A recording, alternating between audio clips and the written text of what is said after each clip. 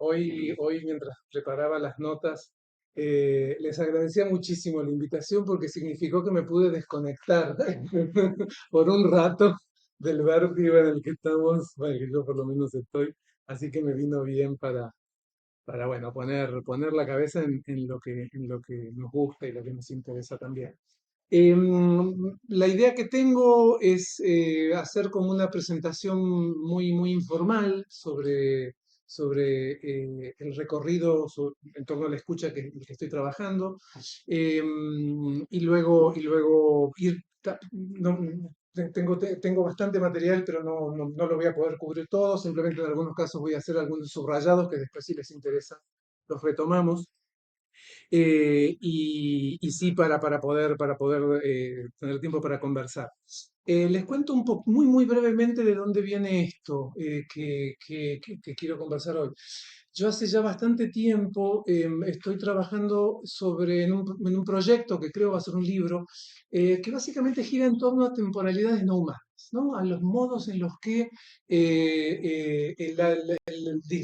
la dislocación del tiempo, digamos, ¿no? Que tiene que ver con nuevos imaginarios planetarios, ¿no? Y crisis, ¿no? Crisis de las escalas temporales, encuentra o no formas expresivas en prácticas estéticas muy recientes, ¿no? Un poco la idea de este proyecto es como seguir el rastro a prácticas artísticas muy recientes, de los últimos años, como en la confianza de que hay algo en las investigaciones estéticas recientes que pueden dar señales acerca de la transformación de lo sensible en curso. Y en ese recorrido, para mi sorpresa, porque realmente no estaba en los planes, parece la pregunta por la escucha como una pregunta que se revela cada vez más insistente, cada vez más inevitable, más inescapable, y con aliento conceptual y crítico que no deja de sorprender. Estoy en esa fase in media res de ese proceso de entusiasmo, cuando uno descubre, che, acá hay mucho.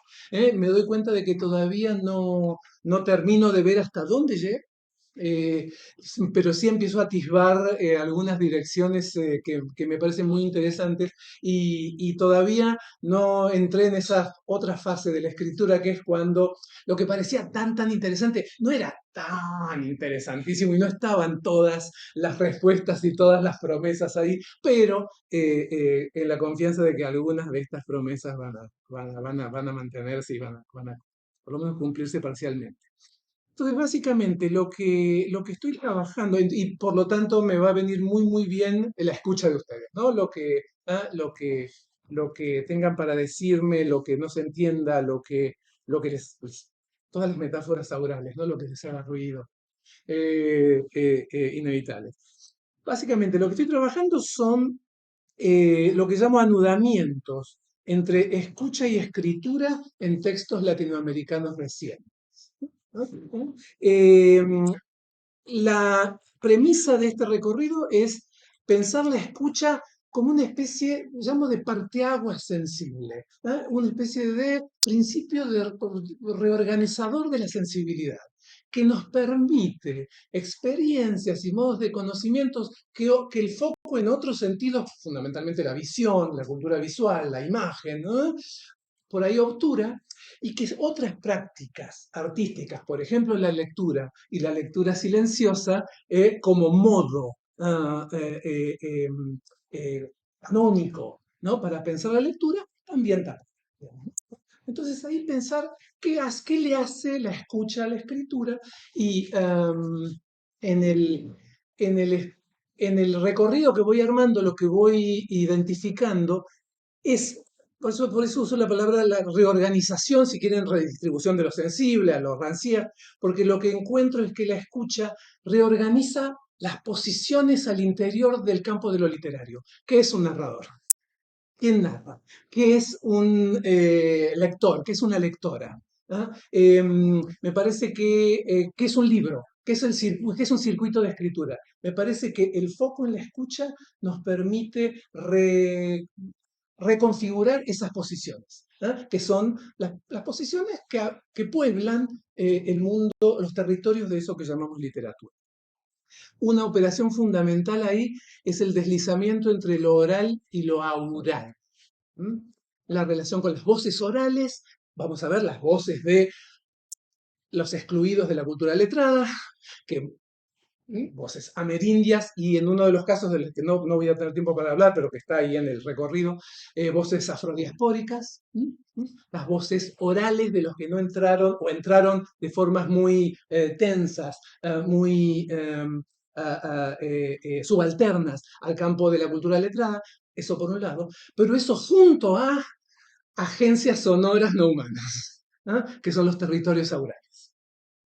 ¿Ah? De ahí va a venir un poco el recorrido de las doble escucha. Los materiales que estoy trabajando fundamentalmente son tres.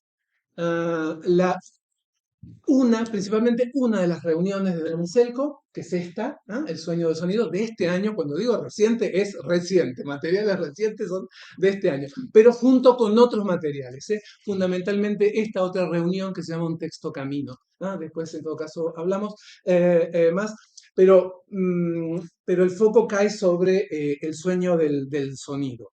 Peunaul, el sueño del sonido, que es la reunión de Dani con Soraya Maicoño, que es de este año. El otro material es un libro central para mí, de las literaturas latinoamericanas contemporáneas, que todavía no lo tenemos en español, pero que urge tenerlo en español, que es Akeda do Seu, un texto monumental de David Copenhague, llaman Yanomami, con el etnógrafo Bruce Albert. No tenemos Akeda do Seu todavía, pero sí tenemos esta maravilla, gracias al trabajo de Mario Cámara. Lo tenemos en español, que es El espíritu de la floresta, que es una colección de textos un poco que acompañan el impacto de la Queda do Seu, y donde hay un texto que lo estoy disfrutando enormemente y que dialoga directamente con la pregunta por la aural, que es La floresta políglota. Texto deslumbrante. Que está acá, gracias a Mario. Ese es el segundo material. El tercer material es una novela muy cortita, pero para mí muy, muy poderosa y muy importante, del escritor colombiano Juan Cárdenas, ¿ah? Que se llama Elástico de Sombras, novela del año 2019, ¿ah? ¿Ah? En la que se trabajan con los los archivos perdidos de la memoria afrocolombiana del Cauca, del Pacífico colombiano, donde tenemos la pregunta por el archivo negro en las culturas latinoamericanas. ¿Ah? ¿Ah? Pregunta sin respuesta, ¿no? Y muy acuciante. Acá no voy a tener tiempo de hablar de ese texto, pero bueno, ese es el recorrido. En principio, esos son los tres materiales que estoy mirando. ¿Qué hay en estos materiales? En los tres materiales y de las formas más heterogéneas, porque estamos acá con un poema que es La reunión de Dani Selco, un texto, uno puede decir etnográfico, pero que en realidad desborda las fronteras de la etnografía, como esa queda Doceu, y una novela. Novela en la tradición de la ficción y de la novela latinoamericana, ¿no? Con ciertas maniobras, ¿no? Tenemos textos muy heterogéneos, pero que hacen algunas operaciones comparables. Por un lado, tematizan la escucha. La escucha está tematizada, está pensada, está representada, está narrada y está pensada y reflexionada. La escucha hace pensar mucho aquí. Eh, Eso en primer lugar. La segunda operación complementaria es que la escucha reorganiza el campo de lo escrito, el formato de lo escrito. Eso a mí me parece absolutamente claro. Se reorganizan los formatos de lo escrito. ¿Ah? Se tensan desde el interior las formas del género a partir de trabajar las consecuencias de la escucha. En tercer lugar, los tres textos hacen algo fundamental, que es incorporar voces amerindias o voces afrodiaspóricas, y este es uno de mis argumentos, por fuera del género que les dio lugar en la literatura latinoamericana, que es el testimonio, a contrapelo del testimonio, como el lugar en el que las voces orales subalternas se inscriben en el territorio de lo escrito. Acá hay una y es a partir de la escucha se desmarca el testimonio como el lugar dado para estas voces. Cuarto, pero no menor, en los tres materiales con una insistencia que creo que tenemos que prestarle mucha, mucha atención. Lo que está en juego son disputas territoriales. Lo que está en juego es la tierra. Y no es solamente lo que está en juego es de quién es la tierra, a quién le pertenece, sino qué es una tierra, de qué está hecha, qué fuerzas la habita, cómo se compone, ¿ah? ¿Cuáles son las relaciones con eso que llamamos tierra? En los tres materiales esa pregunta insiste y una de mis hipótesis de largo aliento en todo caso esa es una de las preguntas de la política estética del presente. ¿No? ¿No? ¿No? Si hay una política de lo estético en el presente, pasa por la pregunta por la tierra, que es la pregunta política y que es lo que está en permanente disputa. Y es muy importante la cuestión de las luchas territoriales porque acá la relación con el territorio pasa por la lucha, en los tres textos. La relación de conocimiento, la relación de memoria y la relación política pasa por la lucha. Entonces son tres materiales que me permiten armar. Digo, y lo interesante es que son materiales muy, muy diferentes, pero donde se pueden trazar coordenadas comunes. Algo importante, digo, para volver al tema de la doble escucha. Allí donde el territorio está en disputa y donde la escucha se activa como el modo de, digamos, canalizar esa disputa, ahí de nuevo aparece esto que llamo la doble escucha. Por un lado, la relación con las voces orales, ¿no? Del otro social, ¿no? Del excluido, ¿no? ¿No?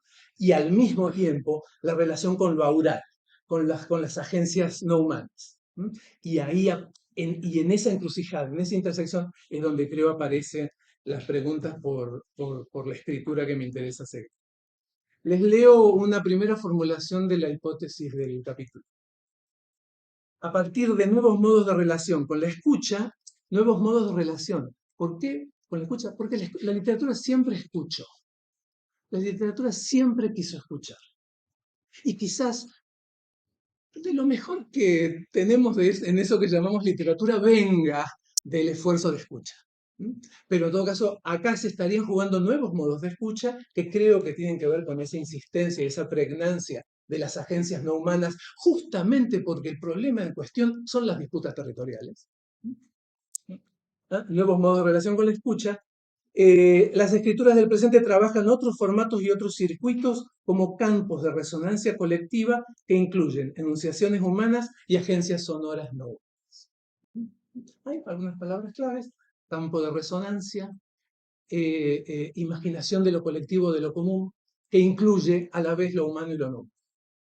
Vamos bien, me frena, ¿no? Y voy a tratar de no. Bueno, ya me atrasé. Pero no quiero. Eventualmente el ejercicio de la escucha. Un par de. Voy a tratar de ser rápido y después, en todo caso, retomamos. Algunas cauciones metodológicas, muy cortitas, pero que me parece que son importantes para mí, por lo menos, para pensar la cuestión de la escucha. Hay la escucha se suele asociar muy rápidamente a formas de mediación, de identificación, de empatía, con cierta promesa de reconciliación, como cuando decimos hay que escuchar a los votantes de Milei, digamos, ¿no? ¿no? Que es algo que vinimos escuchando bastante, digamos. Digo, que está bien, está muy bien, ¿no? La idea de que hay algo en ese sentido muy, muy, muy importante que viene con la escucha, que es el de la atención, ¿no? Porque la escucha es una gestión de la atención, digamos, ¿no? ¿No? Y que me parece que tiene una dimensión, ¿no? De mediación muy importante, de empatía, de poder de hospitalidad, ¿no? Hacia la palabra del otro, todos esos sentidos y valores que me parecen muy importantes y que creo que hay que cultivar y defender. Y a la vez, metodológicamente, yo quiero ir despacito ahí. ¿No? ¿No? Porque me parece que algo que sí que quiero subrayar, y que esto se lo tomo a un teórico que me interesa mucho, que se llama Brandon Labelle, ¿no? ¿No? Que el tipo dice, La escucha como práctica estética y como práctica política fundamentalmente tiene lugar no en la plenitud de lo escuchado, ¿no? En la capacidad de escuchar y de recibir una enunciación en su plenitud, sino que siempre tiene lugar en el límite de lo que se dice y lo que no se dice, en el límite de lo que se escucha y lo que no se escucha. El ejemplo que da es la escucha psicoanalítica. Donde vos siempre estás sobre el umbral de algo que no se termina de pronunciar, que no se termina de escuchar, que no se termina de volverse articulado. Y entonces el tipo dice, la escucha como capacidad cognitiva, como capacidad de conocimiento, tiene lugar en ese umbral. ¿Ah? Entre lo audible y lo inaudible, no en la plenitud de lo audible. ¿Se entiende esto? Esa operación me parece fundamental justamente para ver qué es lo que hacen las escrituras con lo que se escucha. Entonces, primera caución. Segunda caución, más que caución, un poco eh, eh, premisa. Lo que la escucha nos permite indagar de modos, creo, muy productivos es el anudamiento entre agencias sonoras no humanas y enunciaciones humanas, ¿no? Ese baile, ¿no? Entonces, que ahí hay algo importante, justamente ahí donde los textos, las escrituras albergan la voz oral de Soraya, pero junto a la voz oral de Soraya, las agencias aurales del río, las agencias aurales del bosque, y donde aparece una centralidad de estas agencias sonoras para pensar, y mejor dicho, para repensar qué es lo que entendemos por vida colectiva. Allí donde lo colectivo, necesariamente por las disputas territoriales en curso, pero también en el marco de la crisis ambiental que estamos enfrentando, lo colectivo ya no puede ser pensado exclusivamente en términos humanos, sino que hay que encontrar las maneras en las que lo común albergue ciencias y perspectivas nuevas. Esa es la segunda. La tercera, rapidito, pero en todo caso después lo retomamos porque ahí es donde a mí se me juega mucho del proyecto más amplio. La escucha es una investigación formidable sobre temporalidades. Jean-Luc Nancy tiene una fórmula que para mí, a mí me sirve mucho, que dice, la escucha es el ataque de tiempo. Es un ataque de tiempo. Porque ahí es fundamentalmente la teorización del eco, ¿no? ¿Ah? El eco siempre divide el presente. Viene de pasados no siempre identificables, no siempre necesariamente narrables o articulables en una linealidad temporal. ¿Ah? Vienen como multiplicidad. Complica cualquier idea de presente y de presencia atravesando el tiempo con huellas sonoras, ¿ah? Que vienen de temporalidades múltiples. ¿Ah? Ante la escucha podríamos decir no hay tiempo con T mayúscula, no hay tiempo unificado, hay múltiples temporalidades. Y eso es una operación clave para la sensibilidad del presente, creo yo, justamente cuando tenemos que situarnos en modos de experiencia histórica atravesados por múltiples temporalidades humanas y no humanas. En donde, por ejemplo, la historia de un virus eh, definió mucho de nuestra experiencia en los últimos años, por ejemplo. Por último, eh, la escucha nos ayuda a situar las epistemologías, o mejor dicho, para decirlo con el término clásico de Stephen Feld, las acustemologías. El tipo es interesante porque dice, cuando quiere situar la escucha como modo, no privilegiado, pero sí decisivo del conocimiento, dice, saltiemos esa referencia a la mente, al logos que viene con el epísteme de epistemologías y situemos lo acústico en el núcleo del saber. Entonces dice acustemologías. ¿Ah? ¿Ah? ¿Ah? ¿Ah?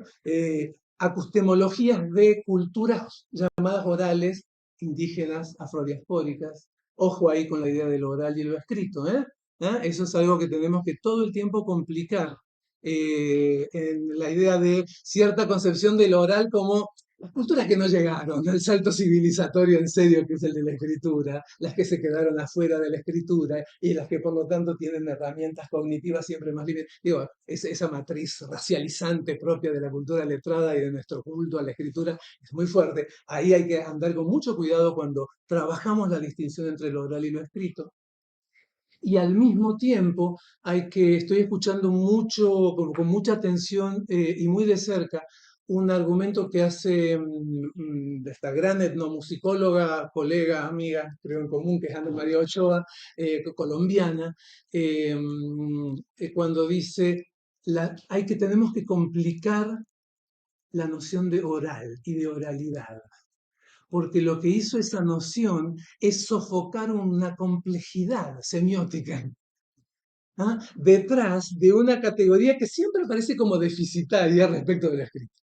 ¿Se entiende esto? ¿No? Entonces, cuando digo culturas orales, las digo con todas estas precauciones, pero que en todo caso, lo que me parece que la escucha nos da, un poco lo que decía al principio, es un camino muy potencialmente muy productivo para situar las epistemologías o akustemologías, ¿no?, de culturas no occidentales, de culturas no letradas, allí donde movilizan políticamente y culturalmente, históricamente, modos de habitar, ¿no?, que van en contraposición a muchas de las políticas contemporáneas. ¿No? Y ahí, entonces, situar lo que viene de estas culturas aurales racializadas y excluidas respecto de las matrices occidentalizantes de las culturas letradas, la escucha es lo que nos puede ayudar a situar estos modos de saber, modos de saber, un poquito quizás desbloqueándolos de los lugares muy difíciles y muy complicados de la diversidad cultural. De la idea de esa cultura diversa, esa cultura otra, sino justamente movilizándolos, que creo que es lo que hacen estos materiales, como saberes compartidos, como saberes que tenemos que aprender y como saberes que hacen o que pueden hacer a nuestra vida en común y a nuestros modos de lucha en común. ¿No? Entonces ese es el cuarto elemento que quería subrayar como los cuatro elementos que creo ofrecen mm, modos de leer interesantes para las prácticas de escritura contemporánea. ¿Vamos bien? Sí, sí. Avanzo un poquito más y sí, ya voy a los... Bueno, salté un par de cositas, pero vamos al texto, vamos a uno de los textos que es la reunión de Dani con Soraya Maicoño, ¿no?, que se llama Peuna Ul, el sueño del sonido. Esta es una reunión que Dani llevó a cabo este año. A todo esto se presenta el 22 de noviembre. Viene Soraya y van a hacer una lectura. Y justo hoy me acaba de mandar Dani yo no voy a estar, pero bueno, por ahí ténganlo en el radar porque va a ser bien interesante, que es una reunión que forma parte de otros proyectos que Dani había llevado adelante con, digamos, mundos indígenas, ¿no? Un texto camino, que es una reunión con un indio wichí, que si después de tiempo hablamos, y anterior a esta, mapuche terrorista, los Lafken Winkulmapu, que fue una reunión que tenía como correlato la experiencia de la comunidad en la que sufrió el ataque de gendarmería y en la que muere Rafael Nahuel. ¿Se acuerdan? Esto fue en el 2018, me parece. El juicio Rafael Nahuel, que ayer salió el dictamen. Perdón, no el dictamen, el pedido de la fiscalía, y donde piden cadena perpetua para los 5 gendarmes. Digo, y acá cuando miramos estas reuniones, ¿no? El sueño del sonido es de este año y tenía como correlato la intervención sobre las cuatro mujeres presas de esta misma comunidad, estaban presas habían sido presas después de una expulsión del territorio, ¿ah? Y que las liberaron hace pocos meses, pero en el momento en que se produce este texto tenemos el conflicto mapuche, por así decirlo, que fue central a las retóricas de seguridad del gobierno macrista y al modo en que Patricia Bullrich se constituye como candidata en el mapa político reciente. Eso está desde el trasfondo, digo, y todo para decirlo todo. Anoche la candidata a vicepresidenta no se ahorró de mencionar la cuestión mapuche en los parques nacionales, ¿no? Entonces, la cuestión de la disputa territorial y la cuestión indígena está en el centro de las retóricas de la ultraderecha latinoamericana contemporánea. Digo, para ver lo que está en juego acá, ¿no? ¿No? Cuando hablamos de la escucha y de las prácticas de escritura. Em, para quienes no, ¿saben qué? Vamos a mirar un poco como acá estaban las otras dos tapas, ¿no? Este es un texto camino y este es los Mapuche terroristas, los Mapu. Y antes de hablar un poquito del procedimiento que lleva adelante Dani en estas reuniones, miremos cómo empieza. Dice, así arranca El sueño del sonido. En agosto del 2016 caí presa, pasé mi cumpleaños presa, sola en una comisaría, y apenas me metieron, apenas entré a ese lugar, me puse a cantar. No a llorar, no a gritar, no a putear, me puse a cantar fuerte, sin parar, y parece que todos los otros presos escuchaban.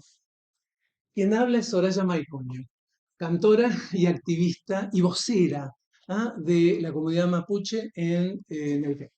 ¿Mm? Y que en este texto, en este poema que coescribe con Dani Selco, habla de su experiencia como activista, habla de la reconstrucción de su identidad mapuche, habla de su relación con el canto y habla fundamentalmente de la escucha. ¿No? Soraya en gran medida es una pensadora de la escucha, justamente porque está pensando políticamente lo que se juega en las disputas territoriales de la comunidad mapuche. Es muy interesante esta escena porque habla de una mina a la que meten presa y que lo primero que hace es ponerse a cantar. Casi como una especie de gesto defensivo, digamos, ¿no? Pero que va a tener consecuencias bien interesantes. Fíjense lo que pasa. Ay, no tengo la cita, pero bueno, hay un momento antes de esta cita en que dos milicas, dice, dos milicas de la cárcel se le acercan y le revelan que son de origen mapuche. ¿No? ¿Eh? ¿Eh? Y entonces la reconfortan, no la pueden liberar, pero la reconfortan, y ahí viene esta reflexión. Estaba acompañada, pude sentir que estaba realmente acompañada, y me lo estaban haciendo saber a través de esas milicas. Los lonco, los pilán cuye, la gente mapuche que quisiste, que valoraste de alguna manera u otra, siempre se las arregla para decirte, acá estamos, te acompañamos, no estás sola. Fíjense, entramos al texto con una escena de escucha, donde ésta se pone a cantar y lo que dice es, en el canto no solamente la escuchan las dos milicas, interesante esa figura de la milica mapuche, interesante, ¿no? Esa figura del Estado, pero que se da vuelta, digamos, ¿no? En el interior mismo de la institución de la casa. Pero no solamente estas la escuchan, sino que los agentes ancestrales también escuchan. Y son ellos los que acuden al llamado a través de las milicas. ¿No? ¿No? Entonces, es bien interesante que este poema que está tratando de situar una inflexión política inmediata en la Argentina, como es la de la prisión de cuatro mujeres mapuches después de una expulsión territorial, arranque con esta escena de escucha.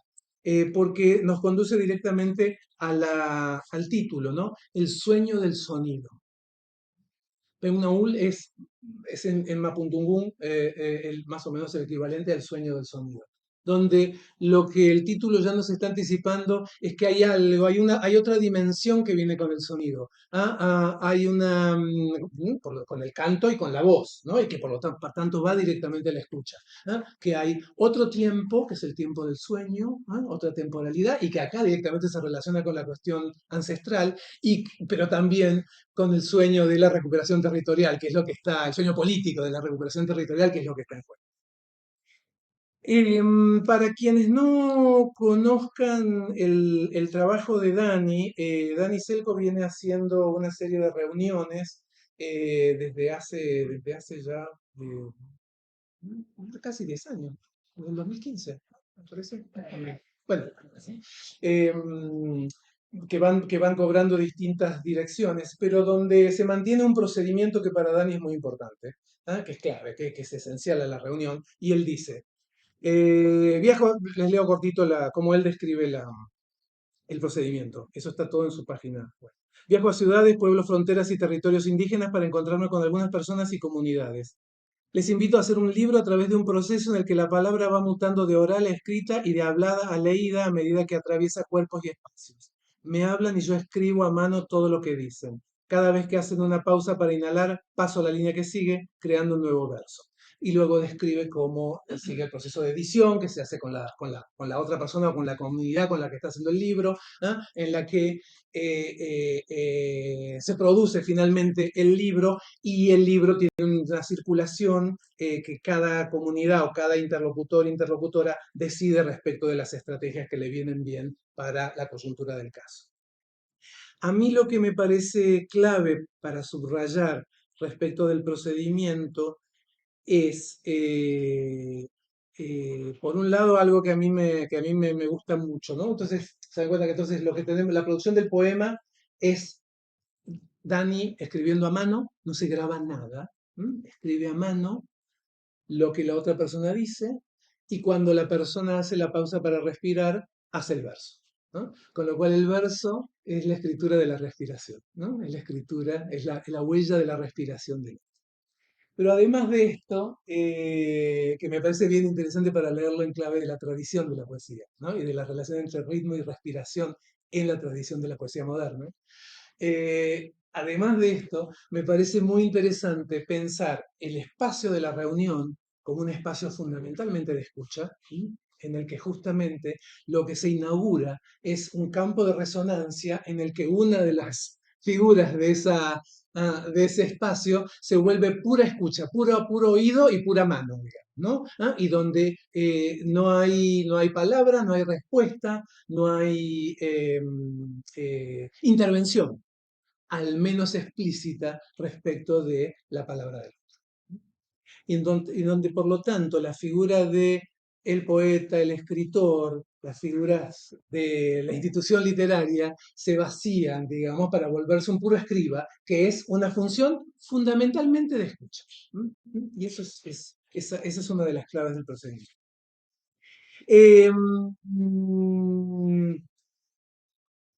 Algo que si quieren después podemos conversar y que se juega en las reuniones de Dani, que para mí es muy, muy importante, tiene que ver con la pregunta por lo público. El tipo de público que se arma en las reuniones, pero lo salteo. Avanza un poquito. En el caso de El sueño del sonido, esta dimensión de la escucha, que es central al procedimiento, se tematiza y se expande, digamos, en la palabra de Soraya, digamos, ¿no? Porque justamente ya empezamos el texto con una escena de escucha, pero luego lo que viene con la escucha es una relación con el territorio, que es uno de los ejes que el texto va a trabajar insistentemente. Una relación con el territorio que se contrapone, diría yo, a la centralidad visual del paisaje. Acá volver al territorio y relacionarse con el territorio es fundamentalmente una cuestión de escucha, es una cuestión aural. Fíjense lo que dice Solás. Cuando volvés después de estas situaciones de violencia, Cuando después de estas situaciones de violencia volvés al territorio y entras en contacto con sus sonidos, ¿cómo te explico? En todos lados está nuestro sonido, en las hojas de los árboles, en los troncos que se mueven, en los arroyos, en los pájaros, en los nombres de los ríos y las montañas, en el aullar de los animales, en las personas. El sonido del territorio vuelve a tu cuerpo y devuelve tu cuerpo al territorio.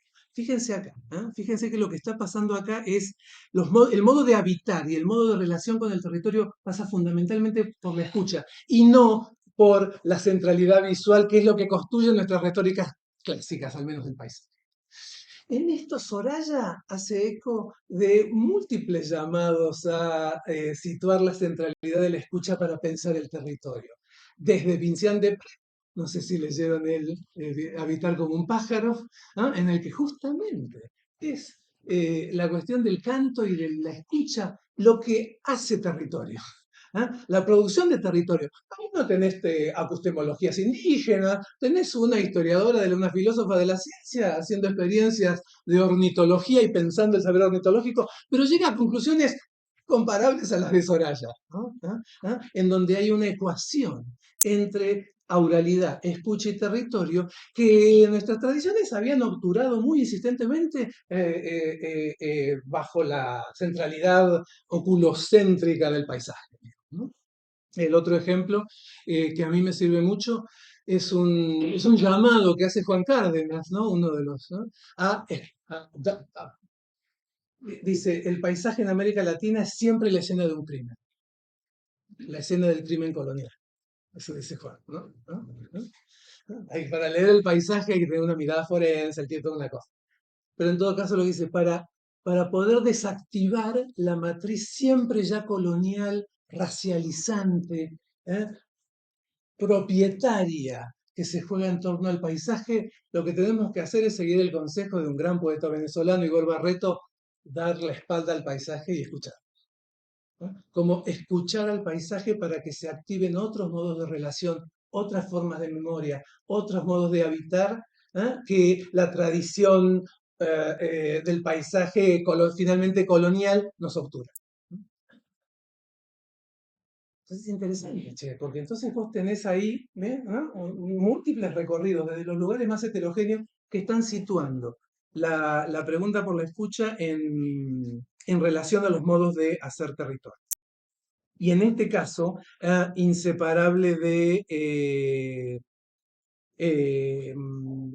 de la dimensión política. Es interesante que dice Soraya, después de estas situaciones de violencia, donde lo aural y lo político están absolutamente anudados, digamos, ¿no? Y donde justamente los modos de reclamo y de recuperación territorial van a situar a la escucha como una de sus herramientas centrales.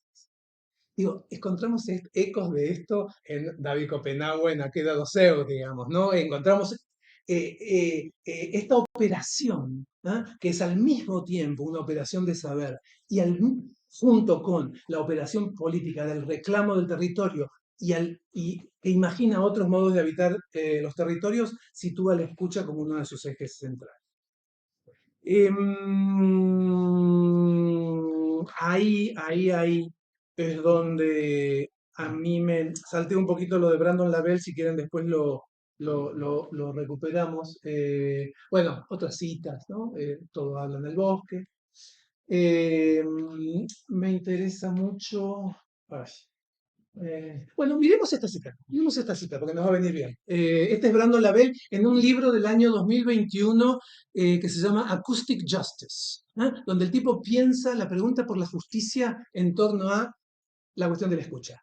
Hace un análisis precioso sobre el teatro aural del juicio, ¿no?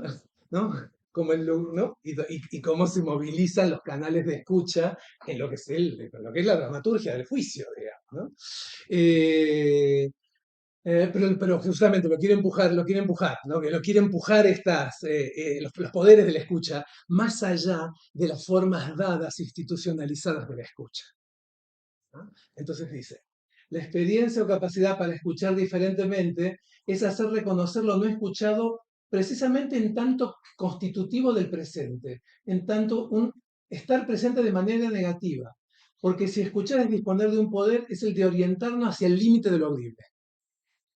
Eso es lo que le decía al principio, ¿no? ¿Ah? ¿Ah? Acá está, este es interesante porque para el tipo piensa muy de cerca la pregunta por la escucha desde la fenomenología, la orientación, lo que te orienta, incluso justamente porque la escucha es, tiene un poder de desorientación respecto de tus hábitos perceptivos, de tus hábitos de conducta, ¿ah? Cuando escuchas algo que no sabes de dónde viene. Eh, ¿Se acuerdan? Me van a tener que amordazar. ¿Se acuerdan de la escena de Mineiriño? No sé si leyeron de la crónica de Clarice Lispector.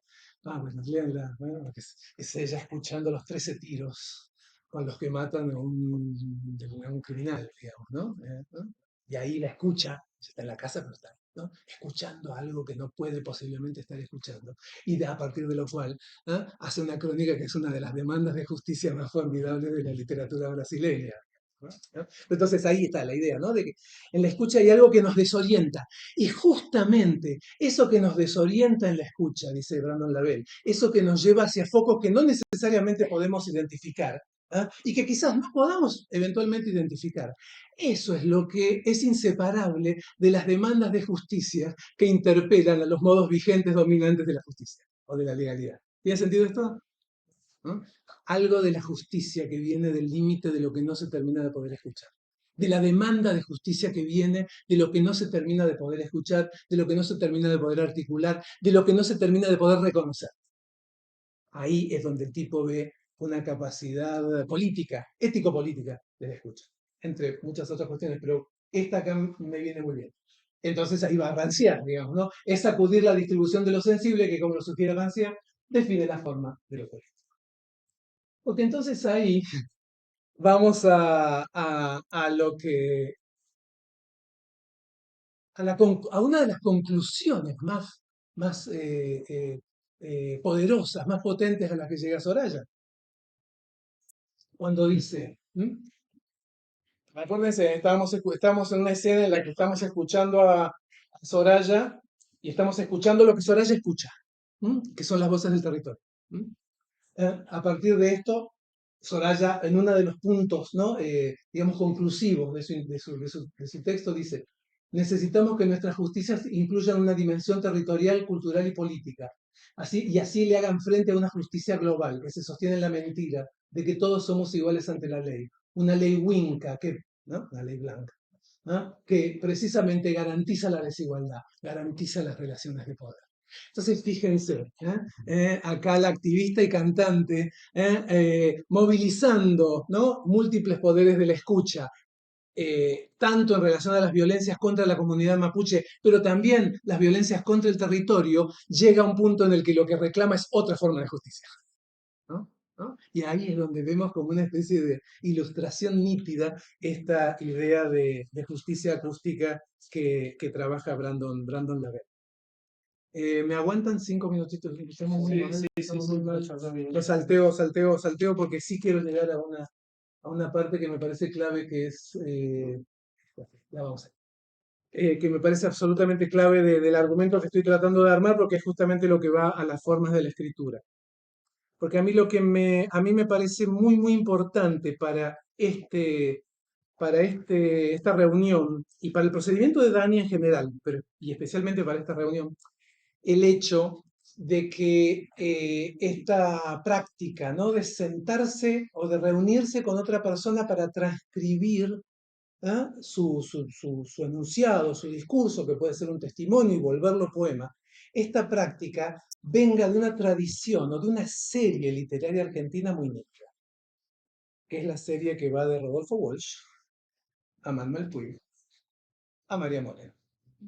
¿Mm? ¿Mm? Que es la serie de la literaria en la que la política de la literatura, la política de la escritura, es aquella que se enlaza a las voces excluidas de lo escrito. A las voces del subalterno, a la voz del obrero, a la voz de la loca en Puig, a las voces de las mujeres, de los perseguidos por la dictadura en el caso de María. Una serie en la que el cassette y el grabador es central, digamos, ¿no? Y una serie en la que Dani nítidamente se sitúa.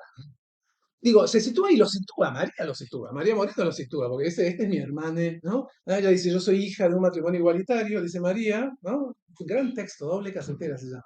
hija de Puig y de Walsh, y Dani es mi hermana. Entonces, la serie esa se arma. Fíjense que es una de las series donde uno de los laboratorios políticos más poderosos de la literatura argentina tiene que ver con eso, la confianza en eso que llamamos literatura pasa por poder capturar lo que viene de las voces orales, lo que viene de las lenguas habladas, ¿no? Capturar y movilizar lo que viene de ahí. Ahí está el brillo, el poder y la potencia de eso que llamamos literatura, contra las tradiciones librescas, la tradición de la biblioteca, etcétera. Lo que sucede con la reunión de Dani, por eso a mí me parece que es un material decisivo para pensar las escrituras del presente, es que esa tradición, ¿ah?, de enlazar lo escrito a las voces plebeyas, esa es una palabra clave, ¿no? Una palabra clave para María Moreno, a las voces plebeyas, ¿no?, que vienen de los afueras o los exteriores de la institución letrada, ese gesto de enlazar la escritura con esas voces, aquí es también necesariamente el gesto de enlazar la escritura con las agencias sonoras no humanas, ¿ah?, en donde se reorganiza la política de la literatura en relación a la escucha. Uno podría decir, les leo mi pregunta crítica. ¿Qué pasa cuando la política literaria de la disputa entre oral y escrito se anuda, pero también se enfrenta a la otra política de la lengua, esa cosmopolítica que escucha a los agentes no humanos como parte de la demanda de justicia? ¿Se entiende? ¿No? Ahí es donde me parece que hay una firme, se sitúa una serie, ¿no?, y en una tradición política de la literatura, pero al mismo tiempo enfrenta a esa tradición a sus propios límites y a la necesidad de que se alberguen otros modos de escuchar, ¿no?, que son también políticos. Ahí es donde yo veo en la reunión de Dani junto con los otros textos, pero en el caso de la serie argentina, de las reuniones de Dani, una, un- una potencia de disputar los modos en los que pensamos las políticas de lo literario y de lo escrito. Y me parece que lo que pasa en la reunión es que, y que lo hace a partir de la escucha, es que la escucha, antes de decir esto, algo que es muy claro aquí en el texto con Soraya, es que Soraya es fundamentalmente un lugar de escucha de su comunidad y de escucha del territorio. O sea que la que habla ya es escucha. ¿Ah? ¿Ah? Y esta figura se opera al lado de otra figura que es pura escucha, que es Dani, digamos, ¿no? Que es Dani vuelto oreja, mano que transcribe. Esa máquina, digamos, ¿no? ¿No? Dani es oreja, mano, digamos, ¿no? Ese es el eje, digamos. Entonces es interesante, porque en los lugares en los que esperaríamos la emergencia de la voz, como el lugar del sentido, el lugar de la enunciación, el lugar finalmente del sujeto, lo que encontramos son dos escuchas, ¿no? ¿No? Y donde el horizonte del sentido pasa por esta relación entre dos escuchas. Y pasa por el espacio vacío que está en medio de la reunión, que es el campo de resonancia entre las escuchas de Soraya y la escucha de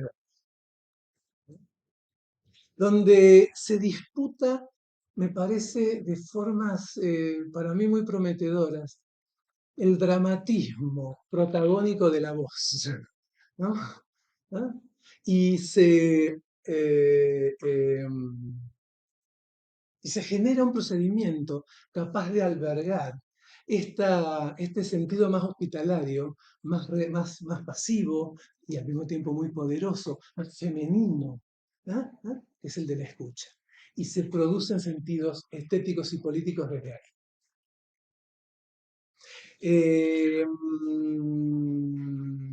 Bueno, hay más para decir. Este mismo procedimiento, se los digo muy cortito, si quieren después lo comentamos, funciona de manera comparables, aunque con inflexiones muy propias, en los otros textos, ¿no?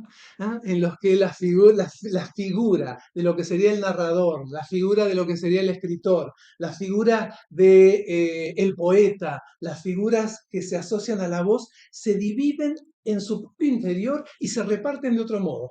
¿ah? A partir de esos puntos de resonancia que se articulan desde la escucha y que reorganizan los modos de lo escrito.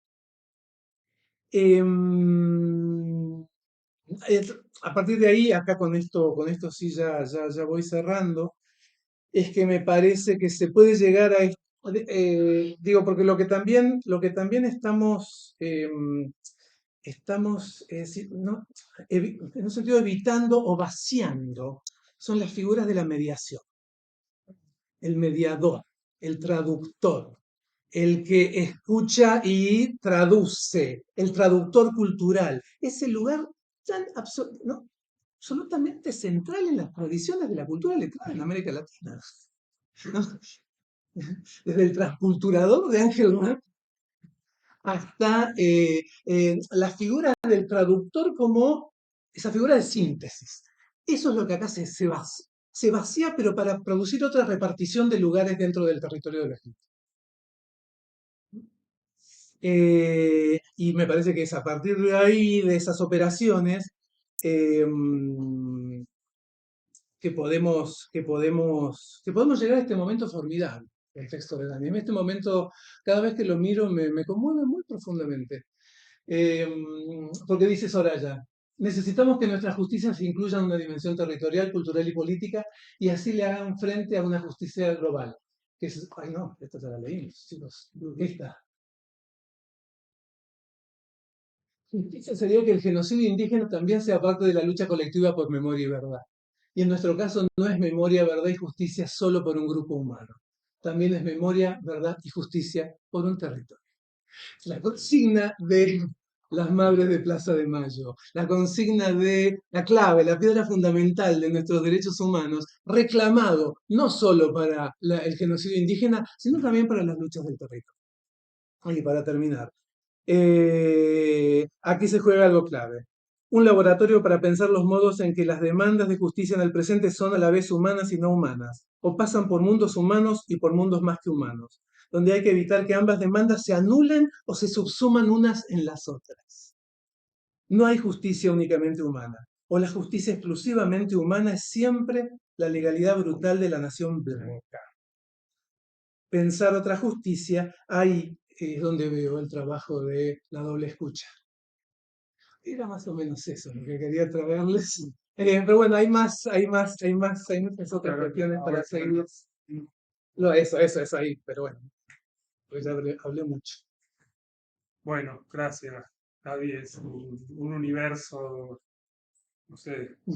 Había escrito un montón de cosas para preguntarte y ahora tengo más. No, pero de todas formas, hay varias de las cuestiones que yo había, de lo que había leído, que habías mandado para. Yo voy a aprovechar el privilegio de que soy momentáneamente presentador para hacer algunas preguntas primero. Eh, que vos varias de las cuestiones que yo había notado las justificaste como con las preliminares que hiciste respecto, que no estaban acá y que de alguna manera las fuiste, bueno, salvando o apuntalando, ¿no? con estas preliminares, con estos conceptos que me parece que fueron muy explicativos. Una de las cuestiones, un poco leyendo y ahora escuchándote, eh, uno piensa que la voz, ¿no? En la literatura, la voz fue tradicionalmente la figura privilegiada, ¿no? Era la voz poética, la voz del autor, ¿no? Como capitalizada por la figura romántica. Y la escritura sería la forma moderna. Y por ahí la escucha, creo entender por lo que vos estás proponiendo, sería la figura contemporánea, ¿no? Escuchar. Y en cierto sentido político, o el gesto mayor político, sería hacer lugar, ¿no? Es como más chico y a la vez, digo, más chico en tanto no producir contenido, sino sencillamente dar lugar a. ¿No? Entiendo que venía. Y me pareció interesante la idea de, por lo menos por algunas lecturas respecto de este tipo de escrituras del presente, que vos traes un poco acá que a principios del siglo XXI se hicieron lecturas un poco negativas respecto de los registros crudos, ¿no? Como que era algo negativo. ¿No? Había El registro ese, bueno, lo que había es un poco, bueno, como no había una posibilidad o la capacidad de procesar eso que se escribía, entonces se registraba de manera directa con todo. Los registros planos, se habla de registros planos. Y vos acá estás trayendo otra lectura y otra mirada sobre ese tipo de registros, sobre todo cuando lees esto, y no Romina Paula, que le estás haciendo una lectura política completamente distinta eh, de ese registro que no, digamos que transcribe todo lo que escucha, ¿sí? Pero la dirección política y la dimensión política o estético-política de lo que es el trabajo de Dani Selko, por lo menos es otra, ¿no? Parece ser, por lo menos me parece que hay otro punto de vista de la, de la lectura. Pero de todas formas, eh, hay algo interesante también en este sentido como el desplazamiento del trabajo autoral. Bien. Es, bueno, Sí. nuevamente, hacer lugar, Sí. y ahí supongo que está la idea de comunidad o no sé, de una relación, del trazado de una relación en el cual se inscribe la idea de quien escribe, del quién. Por lo menos pensaba en esta línea que vos traías, que decís que es una de las líneas más poderosas de la literatura argentina, ¿no? Walsh, Sí. María Moreno, Sí. Puig, Sí. Sara Gallardo, Sí. se podría poner, ¿no? Como yo pensaba mucho Sara Gallardo en relación con esto, Sí, ¿no? ahí se juega, digamos. Claro, Sí. claro. Mm, Em, mm. y todo está presente igual la mediación. Ujú, ujú, Y acá, ujú. lo que me preguntaban en esto, digamos, y por supuesto suscribo a la crítica eh, que hay en la figura del mediador, eh, es como cierta dotación de verdad Mm, en este tipo de discursos. Digamos, si mm, no hay algo, mm, digamos, porque acá hay un montón de categorías acá y en los distintos uno lee, qué sé yo, los distintos libros de Dani, de Selko, de Dani Selko y sí, con otra gente, con, eh, se, se lanzan un montón de categorías que no son de ninguna manera intervenidas, ujú, ni con la escritura, ni con ninguna forma, ujú, ¿no? Es decir, por ejemplo, acá está la idea de Winca, o de ujú, genocidio. ujú, Si eso está dotado directamente, o pienso también en el Hotel Gondolín, digamos, ujú, donde hay todo un discurso mucho más armado, pienso que incluso más que hay toda una categorización y un discurso político como muy mm, trazado, mm, y si eso digamos que la escritura o el registro o ese hacer lugares es como ingenuo, no sé si es la palabra más mm, justa, si no interviene sobre mm, eso. Es decir, mm, bueno, acepta y da lugar a eso mm, y lo dota de verdad, como si mm, no sé, mm, digamos ahí. ujú, ujú, Si la literatura en este sentido se, no sé qué tipo de relación hay respecto de ese tipo mm, de discursividad. Y lo tercero que te quería preguntar, o un poco está relacionado con esto, es, finalmente vos entendés ahí la política en un sentido muy transeriano, mm. está Sí, planteado, sí, ¿no? sí, El de decir, sí, bueno, sí, el de sí, percibir lo que no está sí, percibido, el de dar lugar, el de que de alguna manera sería como una especie de nueva torsión, ¿no? Si digamos, en algún momento la literatura vio lo que no estaba visto, en el siglo XIX, en otro momento, ¿no? Ahora lo que hace es, digamos, la política está en la escucha, mm, ¿no? En escuchar lo multidireccional, lo desplazado, mm, el mm, múltiple territorio, lo humano y lo no humano. mm. Bueno, un poco Está, este era el comentario. está buenísimo, Después, Mate. bueno, hay una cosa ahí que respecto de que esto por lo menos es muy la idea de la reminiscencia está Sí, presente. Es decir, bueno, por lo que yo leí en El sueño del silencio, es Soraya, dice que ella fue criada como blanca, pero ella a medida que va luchando recupera, Sí. ¿no? Es como hay una idea de reminiscencia, ¿no? Como que vuelve, hay algo que el sonido le trae de vuelta. Absolutamente. Sí, Eh, sí. Chicos, prometo ser cortito, pero hay varias cosas que te por ahí queda, sirven, pero sobre todo cuestiones que estoy pensando, ¿eh? O sea que acá realmente no, por ahí. Empiezo, la cuestión de la voz a mí me parece obviamente absolutamente central, pero digo, porque yo hice un poco una caracterización un poquito esquemática, que me viene bien para mi argumento, pero soy consciente de lo esquemático de mi caracterización de la confrontación entre voz y escucha. Todo, esto Nancy lo piensa, toda voz siempre está ya dividida. Toda voz es siempre un timbre respecto de sí misma. Y por lo tanto hay algo de la escucha que se alberga en la voz. Entonces, me parece que está bueno por ahí ser un contraste entre voz y escucha para pensar las figuras de la literatura, pero después hay que trabajar, ¿eh? Hay que trabajar para complicar eso. Sí me parece importante que Soraya, y esto reaparece en los otros materiales, Soraya es la vocera. O sea que es la portavoz, es el lugar de la voz de su comunidad, o es una de las voceras de su comunidad, pero es una voz y una vocera que se constituye a partir de la escucha. Entonces ahí me parece que hay una hipótesis interesante para pensar en torno a la voz, donde quizás podamos volver a Bakhtin también, incluso, digamos, ¿no?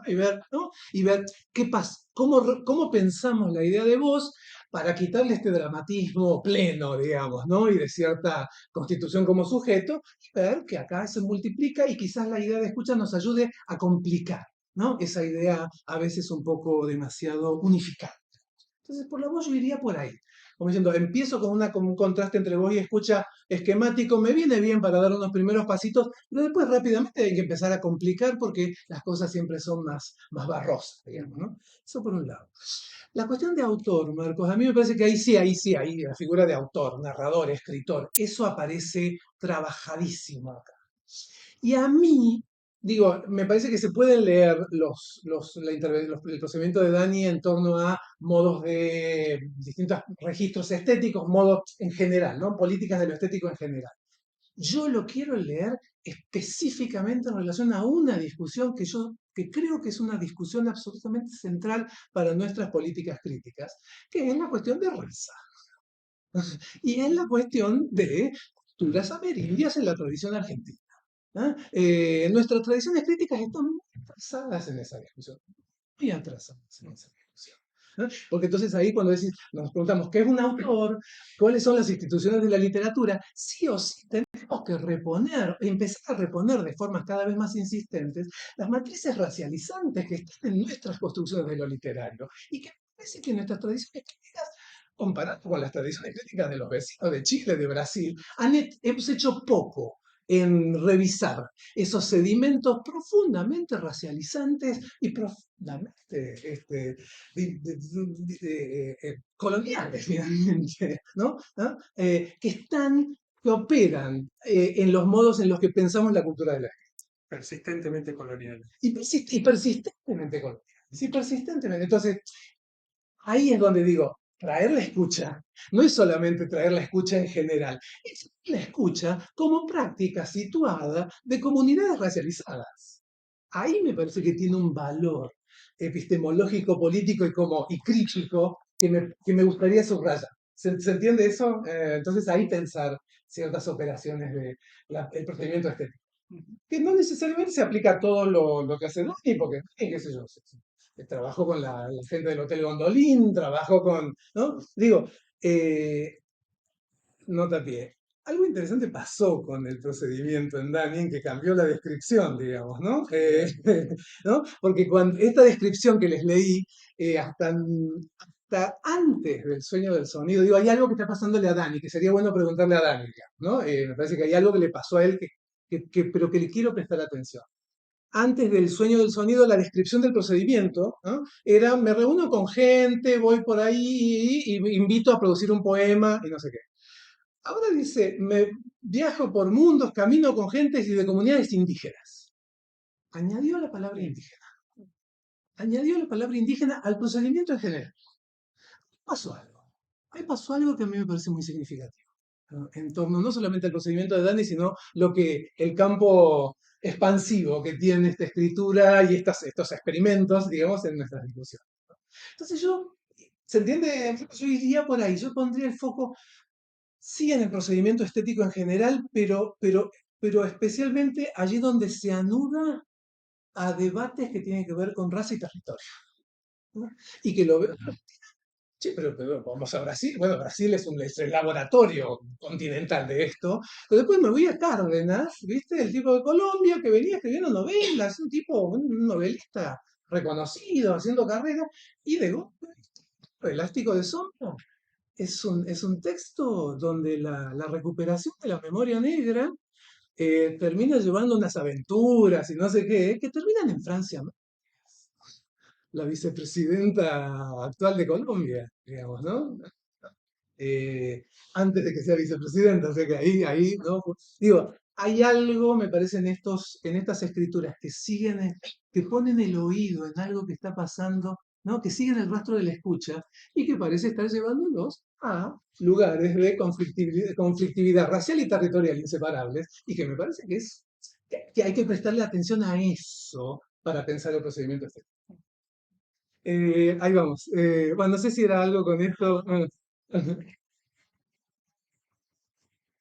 La primera cita, hablando de todo esto de la edición, ¿no? Y de cómo se escriben las voces y las series que nombra. La primera cita que era la de la milica, Ujú. a mí automáticamente se me representó la escena de Sargento Cruz, en algo tan tradicional y tan como, Sí, sí, sí, sí, sí. ¿no? Como el Martín Fierro, que dije, lo de la milica que se reconoce en el canto, en lo que dice y que, bueno, y se posiciona, ¿no? Que se Como posiciona. acercarse a justamente esa situación, además que está tan atravesada por la institución, el encarcelamiento. La prisión, claro, el Estado. Totalmente, totalmente, totalmente. Precioso eso. O sea que perdón, No, sí, es decir, no, eso, figura del, claro, me quedé pensando en esta función también del que va diciendo, ¿no? El lugar de como de José Hernández, que, bueno, un poco traductor, ¿no? En esa cuestión. Y bueno, y el movimiento que aparece, que podemos un poco hacer como un seguimiento en esa historia. Digo, me quedé pensando que vos nombraste a Walsh. sí, sí, sí. Y Sí. bueno, digo, ¿Y sabés a quién me olvidé? A Ludmer. Ludmer leyendo el género gauchesco. Exactamente. Ahí en esa serie tendría que ser Walt, hay muchos, pero tiene que estar Ludmer pensando, decía Ludmer, el uso de la voz del gaucho es el uso del cuerpo del gaucho. sí. Pero ahí lo tenés a Hernández, ahí tenés el escritor del género. Claro. Lo que acá se. Sí. Total, total. Esta adicción, y Un cuento de Catrileo, de Daniela Catrileo, la chilena, digo, si les interesa, es una gran poeta, muy buena escritora, y un cuento precioso, digo, que tiene que ver con de coming of age, digamos, ¿no? De esta muchacha de origen mapuche, pero que no se reconoce como mapuche, siendo medio punk en la ciudad, en Santiago de Chile, y que en un momento en que la están llevando en cana, el cana la reconoce como mapuche. claro. Interesante, Sí. ¿eh? Interesante, digo, ahí hay un eco, ¿no? Sí, a ver. No, lo que Perdón, sí Adriana. es que es interesante la voluntad de escribirse en algo arcaico, es decir, desaparece absolutamente la tecnología. Yo pensé, Absolutamente, todo, es decir, ni siquiera el grabador. No hay totalmente. grabador, no hay computadora, solo hay Sí, sí, lápiz y papel, totalmente, ¿no? Es totalmente. interesante esa Me voluntad. parece. Dani dice algo que a mí me parece muy inteligente. Dice, si vos en este. Digo, porque una cosa es la tecnología del grabador para Walsh, para Eso está Manuel bien. Puig haciendo en el 76 con Sangre de Amor Correspondido, o para María en los años 80. Si hoy vos le pones el grabador a alguien al frente, esa persona inmediatamente piensa que ese registro se viraliza. Entonces el entorno tecnológico te cambia absolutamente lo que está pasando ante esa tecnología. Incluso si es el grabador viejito, ¿no? Pero ya eso está atravesado por una tecnología que te genera una desconfianza absoluta y que donde por lo tanto un paso absolutamente decisivo para producir las reuniones de Dani y que me parece que en gran medida es su trabajo como artista, que es producir confianza, producir fe en el otro, porque sin fe en el otro. Digo, algo interesante de las reuniones es que él no necesariamente conoce a la gente con la que se reúne. En algunos casos sí, en otros no. Son gente muy distinta. Gente con las que en principio no hay nada en común, más que la reunión que se está generando. Digo, para pensarlo público. Pero para que esto suceda, para que esto, qué sé yo, ¿no? Entonces vos tenés que generar un tráfico de afecto. Y si esa persona con la que vos estás trabajando piensa que no va a tener absolutamente ningún control sobre lo que está diciendo, que es lo que te pasa ante cierta configuración tecnológica, vos no tenés reunión, ¿no? Entonces es realmente interesante, es realmente interesante como eso, el retorno a lo más elemental en términos de tecnología en el contexto hipertecnológico que nos rodea y que nos constituye, ¿no? Ese gesto. Eso por un lado, Adriana. La otra cuestión que yo subrayaría respecto de la cosa manuscrita es la conciencia y la decisión de que hay cosas que se pierden. Y hay cosas que él no llega a escribir. Y se pierden. Y esa pérdida es parte también de lo que pasa entre la gente. Y de los modos de saber que producimos y de los tipos de relación que constituyen. No se puede registrar. La ilusión de registrarlo todo es un gran problema de los modos del saber. Entonces hay algo, ¿no? De este copista, este escriba, ¿no? Que se cansa y que él siempre cuenta, ¿no? Que la gente con la que está trabajando dice, hoy estás cansado, voy a hablar más despacio. Y después la gente sigue hablando, ¿no? Y él insiste bastante un poquito el teatro de fuerzas que se da en una escena entre dos personas o en un grupo de personas donde una está escribiendo a mano, en la que hay algo del movimiento de la escritura que también va modulando lo que pasa a nivel del lenguaje, ¿no? Y eso le parece muy importante, ¿no? Pero a mí eso es ¿Eh? la situación de enunciación, ¿no? Yo estaba pensando, qué sé yo, de la gauchesca, Sí. que es muy interesante todo lo que estás planteando, como para ver cuál es la recepción, qué se pierde de eso, ¿no? Y la situación de enunciación es donde hay gente, ¿no? Digamos, formando un común en ese momento de enunciación, quién habla, quién cuenta, ¿no? Es bien interesante. Es bien interesante. Es bien interesante. Digo, y ahí es donde me parece que el argumento de Ana María Ochoa es tan interesante, Adriana, cuando Ochoa dice, ojo con este automatismo que tenemos en nuestras tradiciones críticas respecto del oral, de la voz oral, como si la voz oral fuese una voz, ¿no? Que ya está dada, que está dada, tal, ¿no? Es tramposo. Lo que hay son fuerzas ambientales, aurales, heterogéneas, de las cuales quedan registros mismos, ¿no? Pero que tenemos que saber reconstruir para entender lo que está pasando en un texto escrito. Ahí estaba bien lo que decías, la tensión. ¿Está bien? La tensión, a qué se atiende. ¿A qué se atiende? ¿A qué se atiende? Digo que me parece que ahí vamos, que es un problema político nuestro. Justamente cuando la atención es lo que es el foco de la economía, del presente, digamos, ¿no? ¿No? Cuando, ¿no? Son las economías, nuestra captura, lo que se captura es la atención, digamos.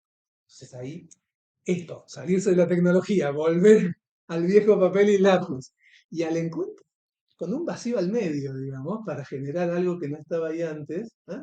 Ahí sí, ahí la atención adquiere otro relieve, digamos, ¿no? Sí.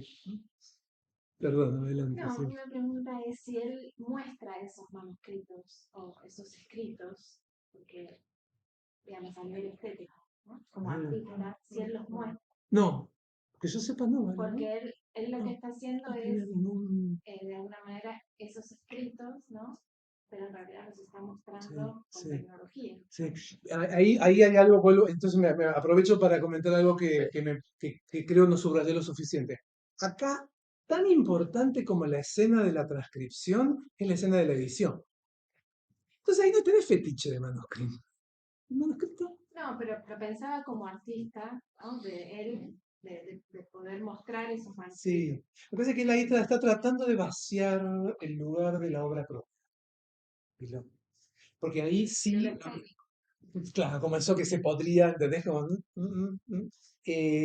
ahí sí, él insiste mucho, y ahí, la cuestión de la colaboración, el proceso de edición es compartido, donde todas las decisiones se toman con la persona, con el grupo de personas involucradas, y los destinos del libro, porque no es, o sea, qué se hace con el libro, para qué se usa, para qué queremos este libro, cómo se circula, es decir, que no es solo la producción del texto, es una etapa nomás, donde la intervención artística, digamos, es el circuito completo, digamos, ¿no? Entonces ahí yo creo que... No hay archivo, ¿no? Y no hay archivo.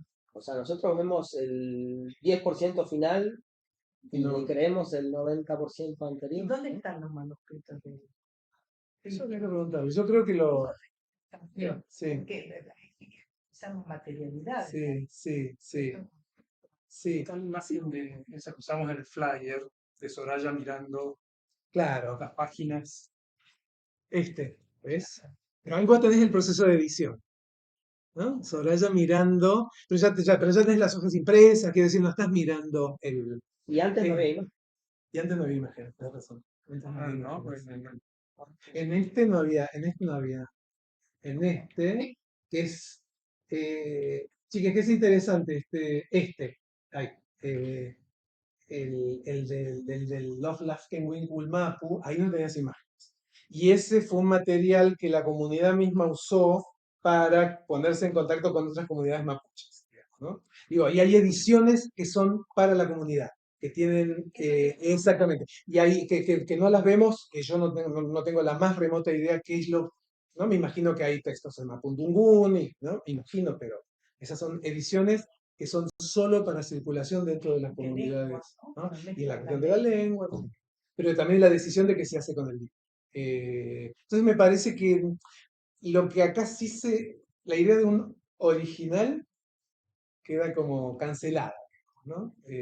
Digo, y en digo que me parece que eso forma parte de muchas de las preguntas que nos hacemos en torno a los modos en los que saberes, experiencias y luchas indígenas se inscriben en el territorio de las escrituras contemporáneas. Paradigmáticamente ha quedado Seu, ¿no? En la que vos no tenés un original, es la visión profética de un chamán Yanomami que se empieza a grabar a sí mismo, después de tener una visión, mirando la tele además, ¿no? Donde tenés el indio rodeado de tecnología, ¿no? Y que se empieza a grabar.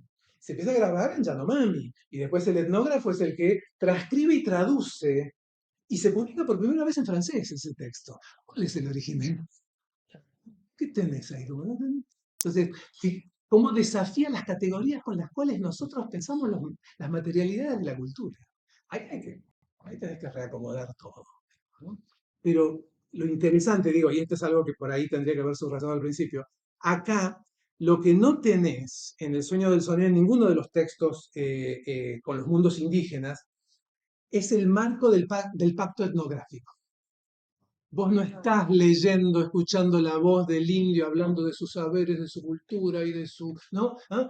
Como el repertorio donde la etnografía sitúa y encapsula, digamos, ¿no? Y contiene los saberes indígenas y sus políticas. Acá justamente está el gesto de vamos a sacar estas voces, estos enunciados, estas palabras y estos saberes de los repertorios de lo escrito en los que han estado encapsuladas desde el siglo XIX. ¿No? Vamos a tratar de quebrar, ¿no? ¿Ah? Ese formateado, ¿no? Y me parece que ahí la cuestión de la escucha es clave. Una cosita más, porque antes que me olvide, porque sí me parece importante, porque va algo que dijo Marcos y que creo que realmente es muy importante que pensemos, por lo menos a mí me parece muy importante. Soraya se cría como blanca, es decir, como pobre, ¿no? Algo que pasa en Love en Winkle Mapu es una comunidad de pibes que son en realidad de la periferia, de las ciudades. Y arranca el texto con un grupo de gente diciendo, pensábamos que éramos pobres, pero somos indios.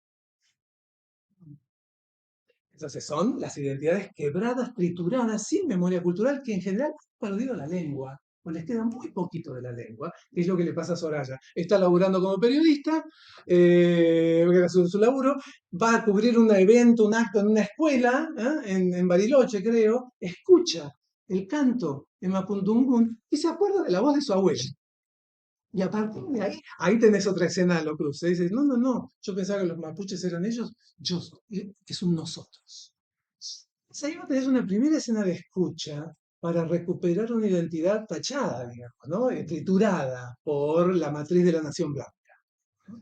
Entonces ahí, viste, hay una pregunta enorme que yo creo, insisto, que nuestras tradiciones críticas están bastante atrasadas. Entender qué son las políticas de la mente. ¿Cómo armás políticas de la memoria? Es ahí donde no tenés madres, abuelas y nietos, que es el formateado nuestro de la transmisión cultural. Ahí donde eso se interrumpió y no se puede recuperar. Y no se puede reconstruir los lazos. En algunas casos sí, en otros casos no. No se puede, no, no está la lengua, no está la cultura. ¿Ah? Hay que reaprender eso. Digo, y en este sentido hay algo absolutamente diferente y heterogéneo. Pero hay algo que hace eco con los modos en los que las comunidades afrodiaspóricas piensan la pregunta por la tradición cultural allí donde absolutamente no hay transmisión cultural porque vienen de esclavos y donde no hay forma de reconstruir ningún linaje, ¿no? Digo, ¿qué pasa con las políticas de la memoria allí donde los mecanismos de transmisión cultural están absolutamente cortocircuitados y triturados? Ahí es donde me parece que ese saber que viene con la escucha, esa relación con esa ancestralidad, que es el tiempo antes del tiempo, digamos, ¿no? Que es el pasado antes del pasado, ¿no? Esa conexión con esos pasados pretéritos sedimentados, latentes, son partes del olvido de la nación, eso se recupera, se reactiva a través de la escucha. Y el caso de Soraya, a veces la historia que cuenta Soraya es absolutamente paradigmática de eso. Entonces ahí sí creo que por la vía de la escucha podemos empezar a pensar otras políticas de la memoria que operan sobre matrices y gramáticas muy diferentes a los modos en los que nuestro Estado ha construido las temporalidades de las políticas de la memoria. Me parece que ahí hay algo, y me parece que es una tarea crítica realmente útil.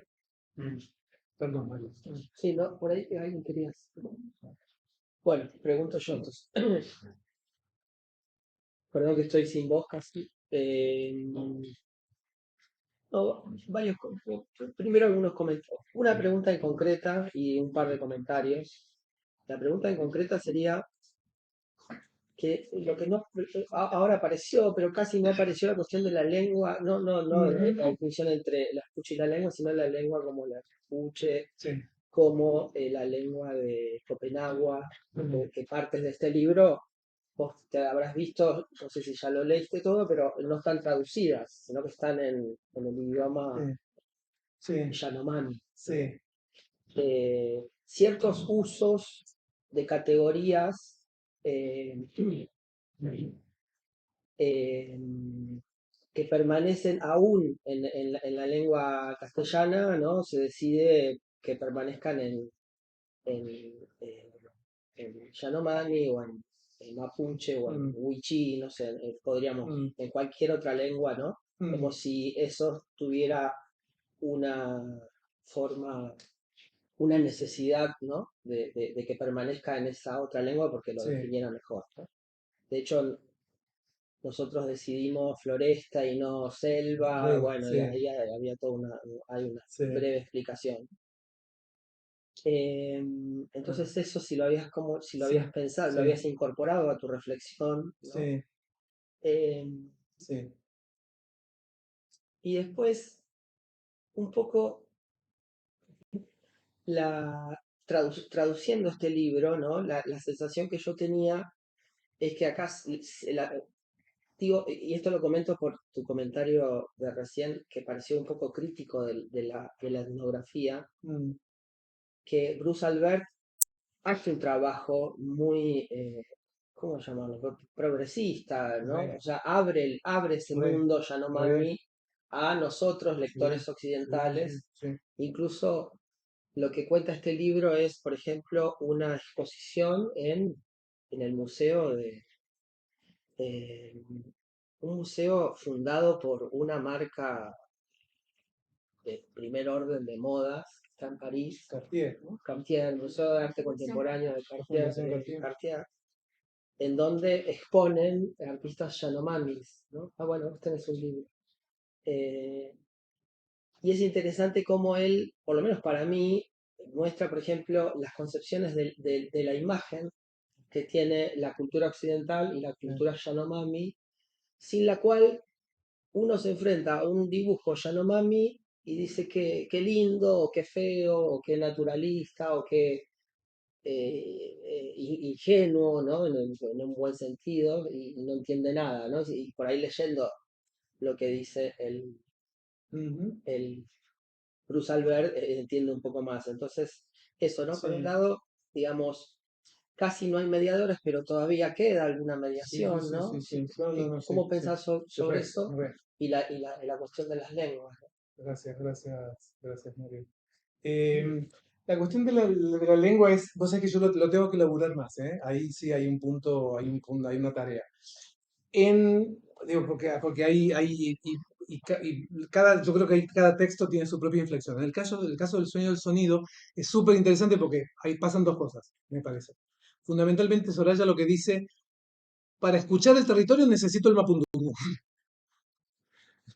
O sea, la, la- la relación aural entre territorio y lenguaje es privilegiada en el mapundungún antes que en el castellano.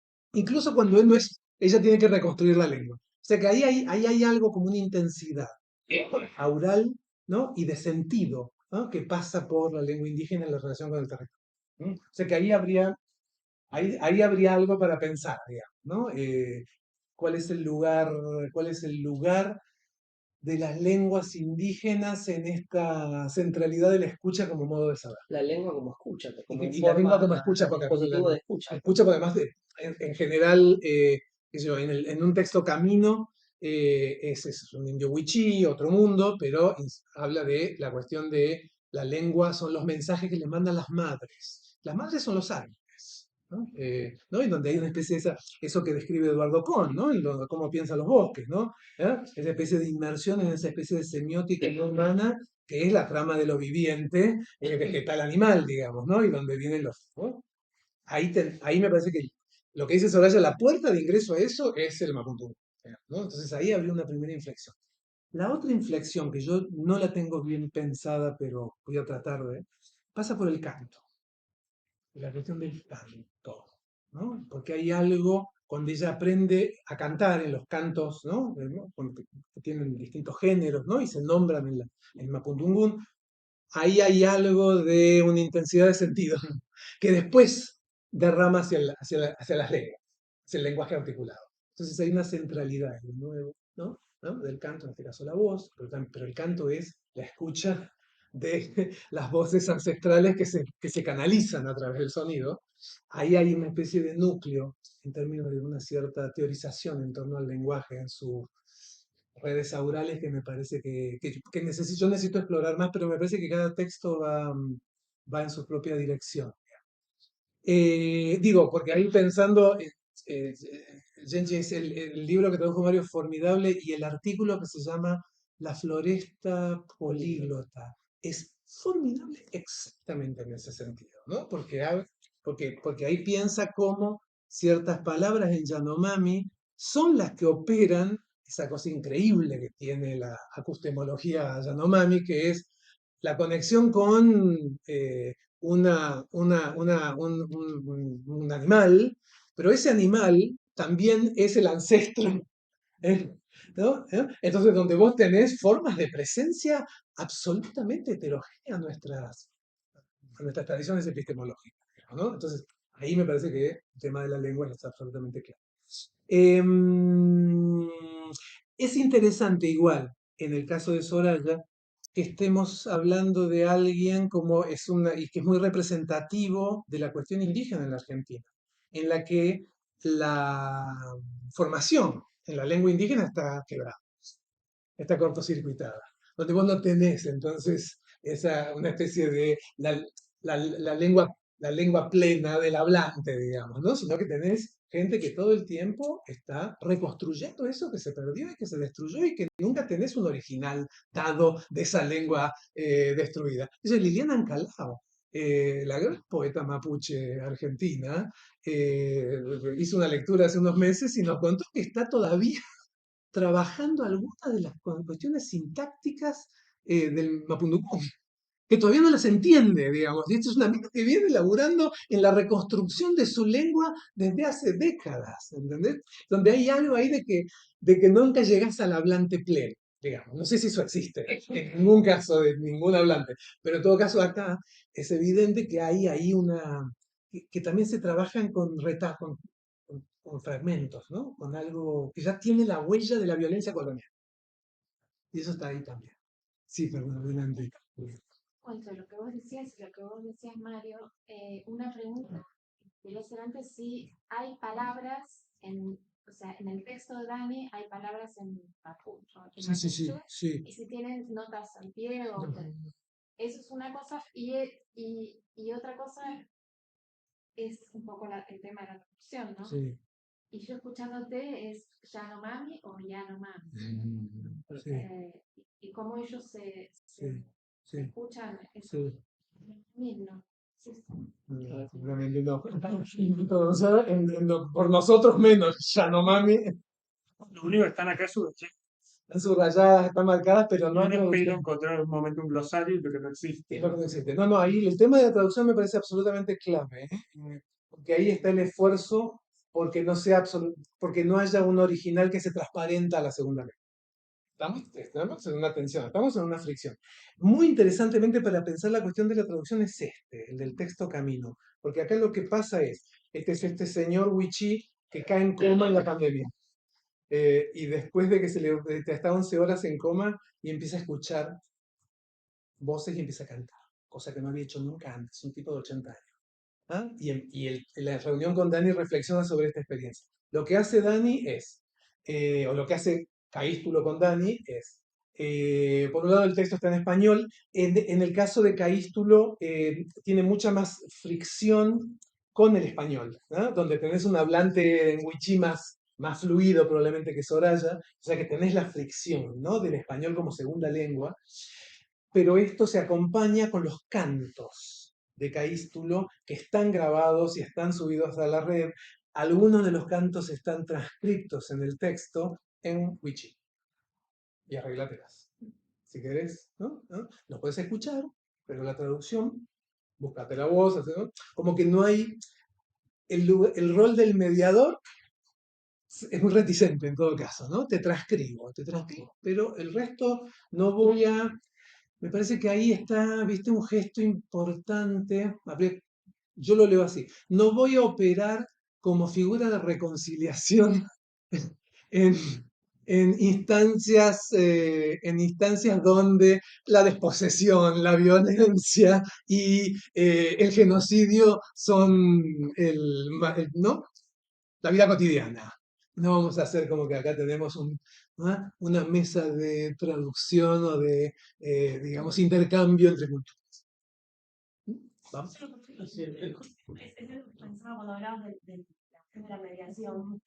Si es despreciada esa mediación, o más bien, yo lo siento un poco al revés, es como si estuviera como exagerada, en el sentido de crear un dispositivo y un procedimiento que, como vos decías, es un procedimiento que se va transformando, que se va repensando, y ponerlo como en primer plano, digamos, que justamente eso tendría como a discutir toda la violencia que supone la idea de representación, de testimonio. Está bien, ¿no? está bien, Como...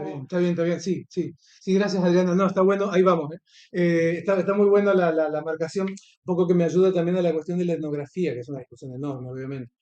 Por ahí, lo que quiero pensar en torno a la crisis de la mediación, o esta inflexión en torno a la mediación, es vaciar o adelgazar al máximo figura, la centralidad del mediador, digamos, ¿no? Como el traductor, el que está en el medio de la cultura, que es un lugar que ocupó el escritor en muchas tradiciones latinoamericanas, vaciarla, volverla escriba, ¿no? Volverla, ¿no? Esta figura eh, donde no tiene voz propia, quizás para situar la mediación como una alianza. Quizás la figura sea la de la alianza. ¿Eh? Una alianza entre partes en una disputa potencialmente compartida. ¿Mm? Quizás sea eso, ¿no? ¿Eh? Pero donde entonces lo que hago es, me vuelvo este lugar aparentemente vacío, ¿no? De transcripción, de escriba de una voz, ¿no? Me vuelvo un lugar de escucha, ¿eh?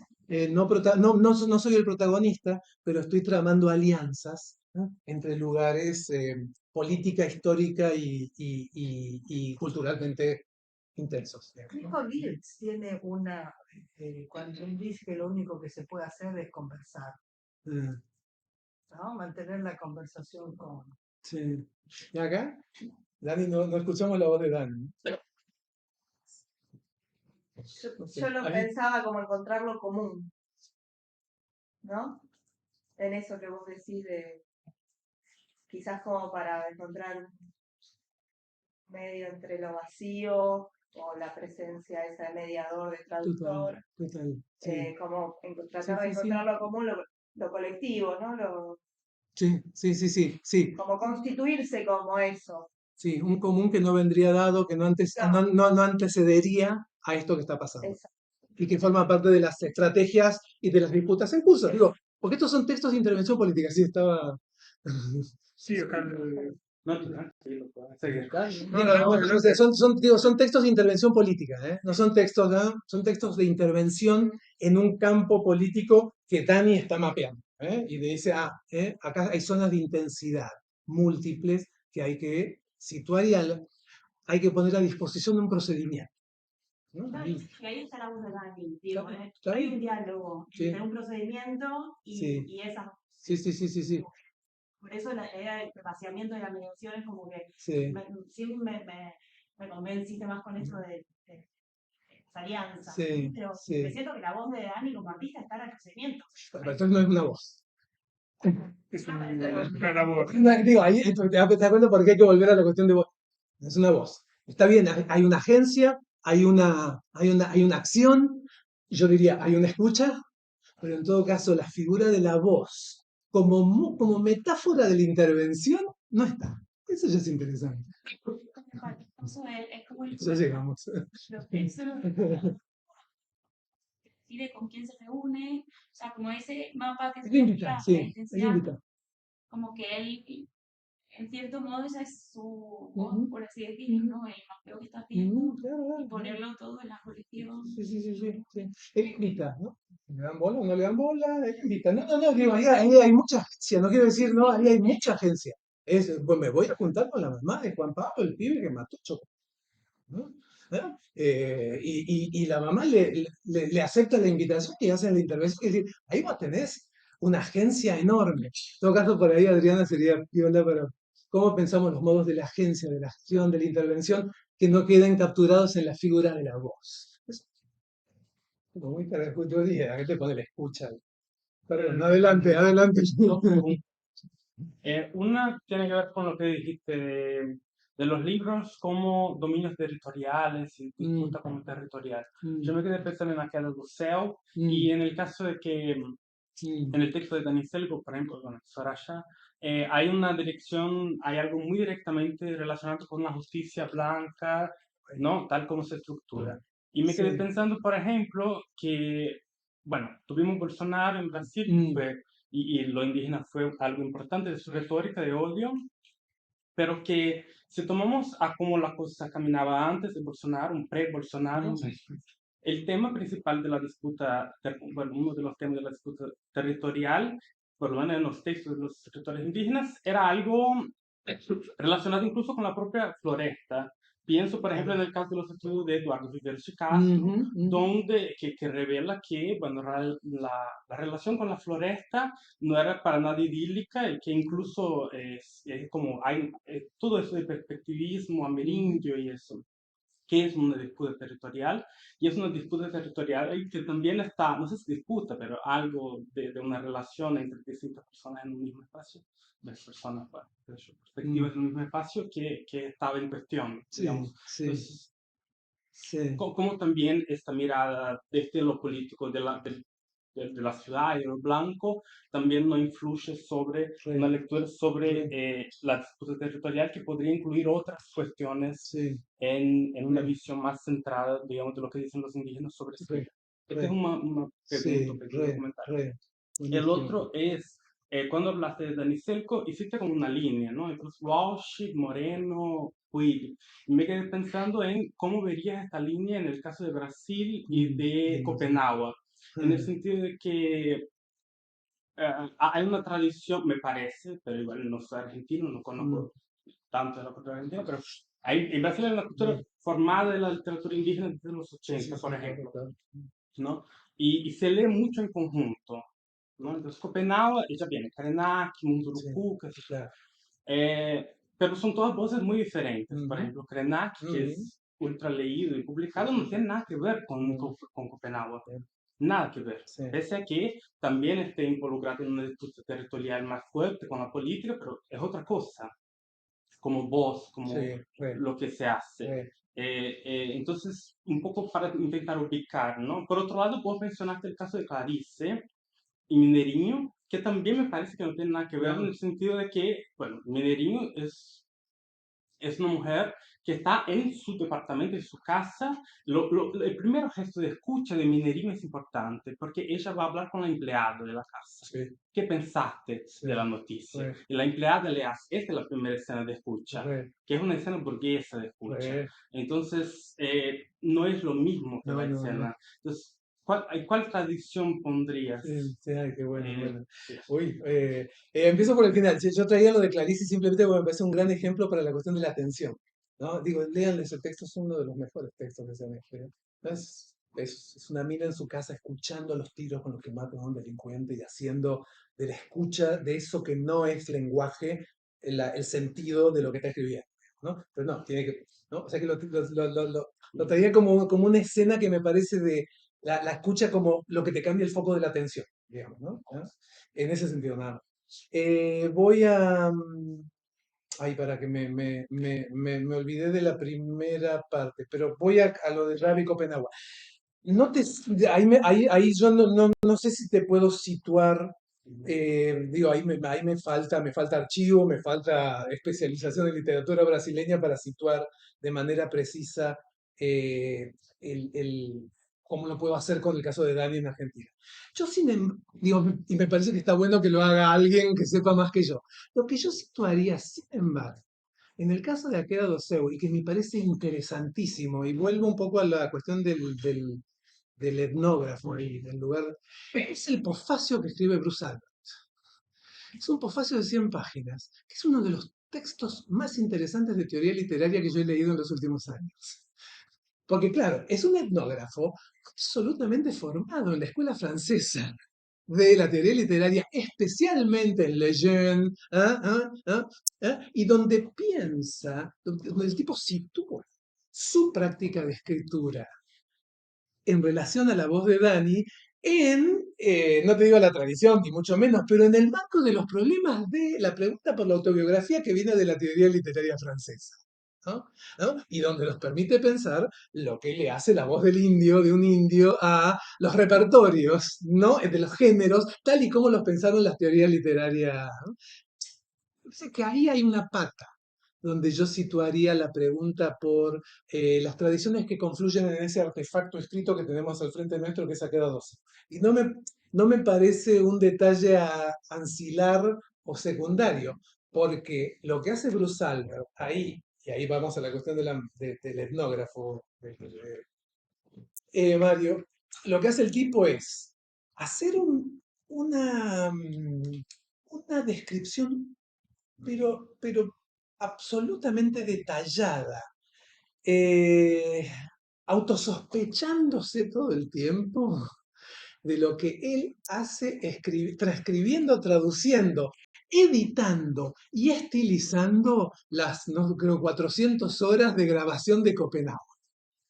Y donde vos tenés un tipo con una ansiedad enorme, ¿no? Que él le reconoce acerca de su rol ahí, ¿no? Como el que no va a transcribir como Dani, porque dice, si yo transcribo la voz de Dani tal y como están los cassettes que él grabó, se vuelve una especie de un registro folclórico que no le va a decir nada a nadie. Yo acá tengo que meter mucha mano. Y meto mucha mano con las herramientas que aprendí en mis años universitarios en Francia leyendo a Roland Barthes, a Philippe Ahí tenés un experimento muy interesante, muy interesante porque, y muy reflexionado, que esa me parece que es el gesto de honestidad enorme de Bruce Albert. Que a todo esto me parece que es un gran escritor, a todo esto. Y en tal sentido, Mario, ahí tenés un tipo que viene formado en la etnografía, que se sitúa como lugar del etnógrafo, que es un militante de los derechos indígenas, pero que al mismo tiempo se corre respecto de las prácticas de escritura de la etnografía, justamente trayendo herramientas que vienen de otros universos de lo escrito. Ahí es donde yo digo, Eduardo Giorgi tiene una lectura muy linda de Ha quedado ser como escritura post-etnográfica. Y va ahí, digamos, ¿no? Decía, bueno, este tipo viene de la etnografía, pero el reparto de posiciones de el indio como informante nativo y el etnógrafo como el que produce el texto y produce el saber sobre la experiencia del indio, eso está absolutamente desarmado, porque la autoridad dentro de los lugares de enunciación al interior de Ha quedado ser se distribuye de otras formas muy diferentes, ¿no? Ahí es donde me parece que se quiebra lo que sería por lo menos un modelo muy duro, muy clásico del pacto etnográfico. Así que te contesto a medias, porque no sé si podría, no puedo situar la voz de Davi en la tradición de las literaturas indígenas en Brasil. Me parece que, ¿no?, otra gente que puede hacer eso infinitamente mejor que yo. Sí, a mí me interesa pensar cómo se moviliza la escucha en el interior del texto de Davi, porque el chamán es fundamentalmente un lugar de escucha.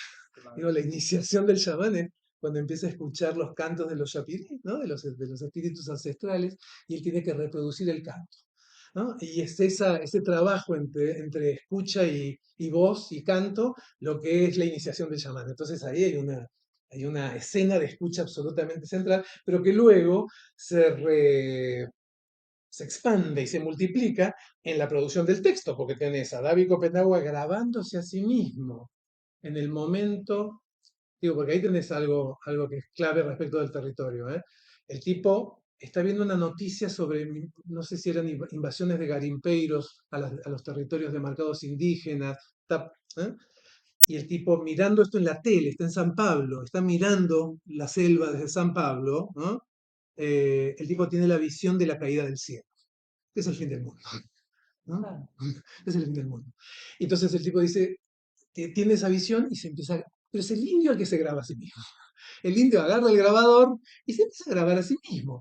Entonces ahí tenés un circuito de escucha que ya desarticula lo que sería la matriz del pacto etnográfico, porque es el indio que se graba, y trata de buscar aliados, un aliado con este etnógrafo militante que había trabajado con Claudia Andújar en algunas de las luchas específicas durante la epidemia, ¿no?, de los 70 y 80, y lo convoca a él, ¿no? Entonces ahí tenés quizás la figura de la alianza, Adriana, para, en lugar del etnógrafo, que es convocado a producir un texto escrito para que la palabra Yanomami pueda circular y pueda interpelar en un espacio público blanco, en el contexto en el que el territorio ya empieza a ser un territorio amenazado, no solamente por la invasión colonial extractivista, sino por la crisis ecológica que define el presente. Entonces ahí tenés otra configuración del territorio, ¿no?, donde ya no es solamente dónde está la demarcación indígena, que es algo que Brasil le había conseguido hacer y que en Argentina no tiene, digo, ¿no? Ahí tenés una gran diferencia, ¿eh? Sino que ya tenés este otro factor que reescribe los saberes indígenas, que es el de la crisis ambiental y el de el fin del mundo, digamos, como, ¿no?, como factor común. a indios y blancos. Hay solamente un comentario, que cuando nombraste ahora el otro trabajo de Dani Selko, que era Juan Pablo Poribón, Ujú, que ahí él lo que hacía era, digo, otro procedimiento que después lo eliminó, que era traer las voces de totalmente. especialistas, Después lo sacó. ¿no? Que era sacar eso, que era como una mediación. Totalmente. Lo que hacía Dani es, eso desaparece en los últimos textos, pero entonces tenías un caso, una intervención, ¿no?, de violencia policial, y entonces invitaba a gente especialista en lecturas políticas, sociológicas sobre violencia contra pibes pobres, los invitaba a dar un testimonio, pero lo que hacía era, volvía poemas de esos textos también. Entonces el procedimiento del poema es el que aúna todas las voces, pero en todo caso ahí lo que yo creo que sucede, que es algo muy inteligente que hace el procedimiento de Dani, es que la distribución de las autoridades, ¿quién tiene la autoridad del saber, digamos, ¿no? Está el especialista, está el sociólogo, está el antropólogo, la antropóloga, bla, bla, bla, está la militante, pero también está la voz de el sujeto del testimonio, que no solamente da testimonio sobre su experiencia, sino que teoriza y disputa lo que se sabe y cómo se conceptualiza sobre el proceso de violencia que está en curso, digamos, ¿no? Que es lo que hace muy bien Soraya, por eso a mí me parece que Soraya piensa la escucha, teoriza la escucha, ¿no? Pero ese procedimiento después desaparece Claro. y queda el poema solito. Sí, sí, sí. Pues añadido, sí. Eso puede ser. Sí, la inspiración. Ah, ah, ah, Porque me pensaba todo el tiempo en eso. como a ver, Y ¿qué el le concepto, pones ahí? Mm, ¿no? Como vos estás sí, traducís a una obra, o bueno, sí, Mario por ahí lo puede sí, explicar mejor en sí, términos. Pero la sí, inspiración como obra, como bien, sí, Dani está haciendo una obra sí, sí, de arte, sí, sí, por más que no se ponga como autor, sí, pero él está haciendo una traducción, está creando sí, mm, digamos, desde un, mm, ¿no? Desde una voz, está creando, lo mismo que, sí, bueno, también lo que hizo Cruz. sí, sí. Cruz o sea, está Sí, sí, sí, sí, llegando, sí, sí, ¿no? sí, sí, sí, sí. Yo ahí me encanta, ahí me parece que forma parte de estas prácticas de colaboración o de alianza, ¿no? Que me parece que... Yo ahí sí, me parece que una tarea, por lo menos para mí, es pensar, viste, con mucha cautela la idea de traducción. La idea de traducción a veces puede estabilizar un circuito, un tránsito entre materiales y prácticas muy estabilizado cuando lo que estamos viendo son materiales, prácticas y universos que no se dejan estabilizar tan fácil. Me parece que no podemos soltar la palabra traducción, desde luego, porque me parece que es absolutamente clave y políticamente es importante y epistemológicamente y metodológicamente no digo soltarla. Voy con pie de plomo, porque viniendo de los estudios literarios, la idea de traducción, viste, está un poquito, ¿cómo se llama? ¿Eh? Nada más que no se paga bien. No, no, pero un poquito estabilizada, ¿no? Tenés dos lenguas más o menos equivalentes, tenés una obra acá y la pasás de acá a acá, digamos, ¿no? Acá estamos, viste, en un universo que sin duda involucra la traducción, pero que tiene problemas propios que no se dejan acomodar a ese circuito estabilizador de la traducción, que en realidad es el circuito de la traducción que nos enseñan las lenguas imperiales. Entonces, sí, con notas a pie, y que me parece, ¿no? Como ir, como trabajar, cómo la idea de traducción puede albergar, que creo que puede, las fricciones, los puntos ciegos, el, ¿no? Las complejidades de este tipo de circuitos de producción de sentido y de producción de intervención. Pero sí, sí, re. Ujú. Bueno, vamos a ir cerrando. Agradecemos mucho a Gaby por Nada, compartir a ustedes, che. esta investigación apasionante, por, bueno, nada, por las intervenciones, por esta charla espléndida. Muchas gracias. Gracias. Así que nos regalamos 2 horas sin Twitter, sin... Eso fue un regalo recíproco.